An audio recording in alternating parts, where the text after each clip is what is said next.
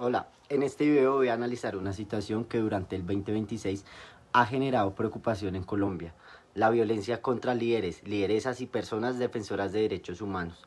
Este caso resulta especialmente importante porque no estamos hablando solamente de hechos criminales, sino de situaciones que afectan directamente los derechos fundamentales de la primera generación, como el derecho a la vida, la integridad personal y las garantías relacionadas con el acceso a la justicia.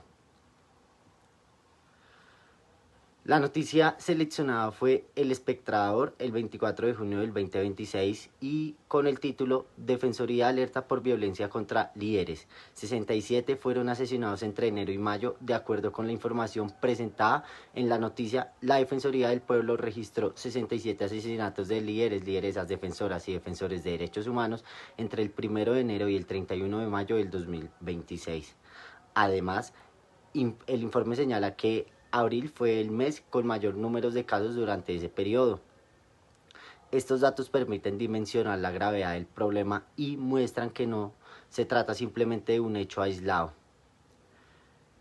Para comprender la situación, debemos tener en cuenta el papel que cumplen los líderes sociales y defensores de derechos humanos. Son personas que, desde sus comunidades, pueden denunciar vulneraciones a los derechos humanos, defender a víctimas en el territorio, promover y participar en la garantía de la justicia. Y precisamente por ejercer estas funciones, algunos de ellos se encuentran en situaciones de especial vulnerabilidad, especialmente en territorios donde existen disputas por el control territorial, la presencia de grupos armados y economías ilegales. Por eso, cuando un líder social es asesinado, el impacto no termina con la muerte de esa persona. También puede producir miedo dentro de la comunidad, afectar la organización social y generar un efecto de silenciamiento. Y pues esto que genera o esto que causa, que dificulta la denuncia y la participación ciudadana. Situaciones graves que hemos vivido en Colombia. Desde el punto de vista de los derechos fundamentales, el primero y más evidente es el derecho a la vida. El artículo 11 de la Constitución Política establece que el derecho a la vida es inviolable. Por lo tanto, los asesinatos representan una afectación directa y extrema de este derecho. También está comprometido el derecho a la integridad personal, porque la violencia y las amenazas contra estas personas afectan su seguridad y dignidad. Pero existe también una consecuencia adicional. Cuando la violencia provoca miedo y limita la posibilidad de denunciar, organizarse o participar en asuntos públicos, también se debilitan otras libertades civiles y políticas. Finalmente, aparece el acceso efectivo a la justicia, porque no basta con reconocer que ocurrió un crimen. El Estado tiene el deber de investigar los hechos, identificar a los responsables, sancionarlos y garantizar la reparación cuando corresponda. En un breve análisis jurídico, desde una perspectiva constitucional, considero que existe una vulneración clara del derecho a la vida y una afectación relacionada con la integridad personal. Sin embargo, el análisis jurídico también debe dirigirse hacia la responsabilidad del Estado. Colombia es un Estado social de derecho y sus autoridades tienen el deber de proteger a las personas y garantizar sus derechos. Por eso, frente a situaciones de riesgo, la respuesta estatal no debería limitarse a actuar después de que ocurra un asesinato. El Estado tiene diferentes obligaciones, entre ellas prevenir los hechos violentos, identificar situaciones de riesgo, proteger a las personas amenazadas, investigar los delitos, sancionar a los responsables y, cuando corresponda, reparar a las víctimas. En este sentido, la existencia de mecanismos de protección adquiere especial importancia. Uno de ellos es la Unidad Nacional de Protección, UNP, la cual fue creada mediante el Decreto 4065 del 2011, cuyo objetivo está relacionado con la protección de personas que se encuentran en situaciones de riesgo.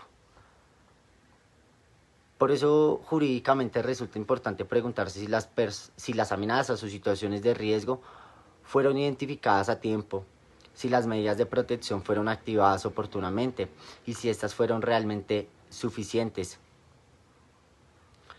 Y acá surge la gran pregunta: ¿por qué existe una vulneración constitucional? Considero que existe una vulneración constitucional porque estamos frente a hechos que afectan directamente un derecho que la Constitución considera inviolable, la vida. Pero además existe una dimensión colectiva. Cuando un líder social es asesinado, no solamente pierde la vida, también puede verse afectada toda una comunidad que pierda a alguien que representaba sus intereses, denunciaba problemas, defendía sus derechos, como históricamente ha pasado en Colombia. Por eso, la violencia contra líderes sociales puede terminar debilitando la participación ciudadana y la capacidad de las comunidades para reclamar sus derechos ante el Estado. Y bueno, desde mi punto de vista, este caso demuestra que proteger los derechos fundamentales no significa únicamente tenerlos escritos en la Constitución, también significa crear las condiciones necesarias para que las personas puedan ejercerlos realmente. Si una persona tiene derecho a participar, denunciar o defender los derechos de su comunidad, pero hacerlo implica poner en riesgo su propia vida, entonces existe una diferencia importante entre el reconocimiento formal de un derecho y su protección efectiva.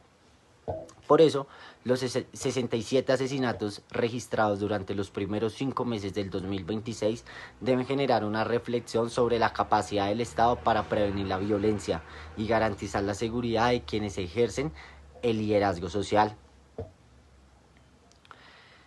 Frente a esta problemática considero necesarias varias acciones.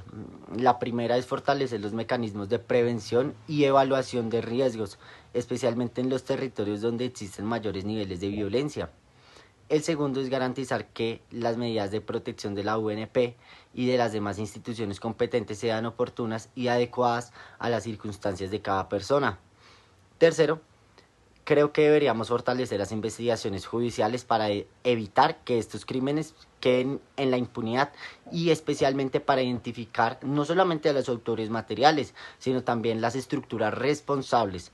Y cuarto, considero que se debería mejorar la coordinación entre las instituciones nacionales y territoriales para responder de manera integral a las amenazas contra los líderes y defensores de derechos humanos. Y bueno, para concluir, la violencia contra líderes y defensores de derechos humanos en Colombia representa mucho más que una serie de hechos criminales. Es una problemática que afecta directamente el derecho a la vida, la integridad personal, la participación ciudadana y el acceso efectivo a la justicia. Proteger a quienes defienden los derechos de sus comunidades no debería ser solamente una respuesta frente a una crisis, sino una obligación permanente del Estado.